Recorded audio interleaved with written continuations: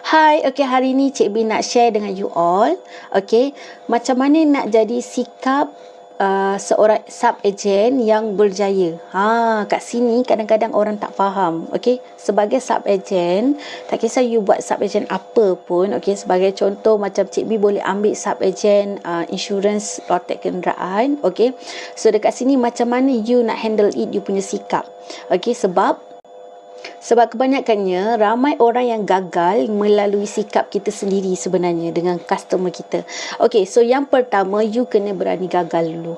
Okay, sebab kalau you tak berani gagal, so you takkan benda ni takkan mengajar you apa orang kata selalu macam mengajar erti hidup kan.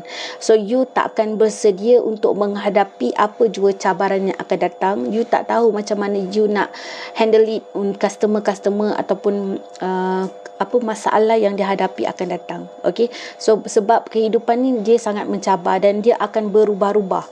Okay, jadi dugaan tu akan berubah-ubah, cabaran tu akan berubah-ubah dan akan kadang-kadang berlainan. Okay, jadi kalau you tak berani untuk gagal, secara automatik you pun tak berani sebenarnya nak orang kata berjaya lebih atas lagi, berjaya lebih lagi daripada orang lain. Okey, sebab orang lain yang berjaya tu dia berani jatuh, dia berani bangkit balik.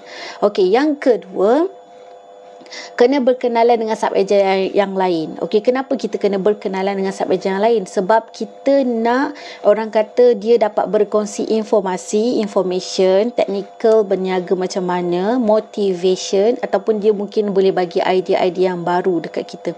So dengan cara tak langsung, bila kita berkomunikasi dengan ejen yang lain, dia boleh support kita. Okey, dia boleh bagi support moral kepada kita, bukanlah support duit tapi support moral.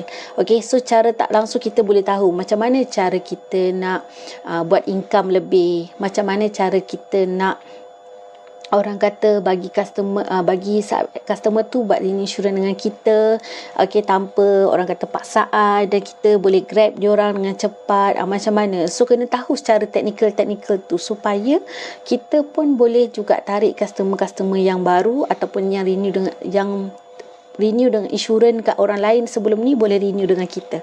So itu caranya macam mana you nak buat. You kena berkenalan dengan sub-agent yang lain. Okay, yang ketiga, belajar perkara yang baru. Sebab ilmu ni dia tak habis tau. So ilmu ni dia takkan orang kata takkan habis dan dia banyak. So kita kena sentiasa cari ilmu dan kita mesti kena mempelajari benda-benda yang baru.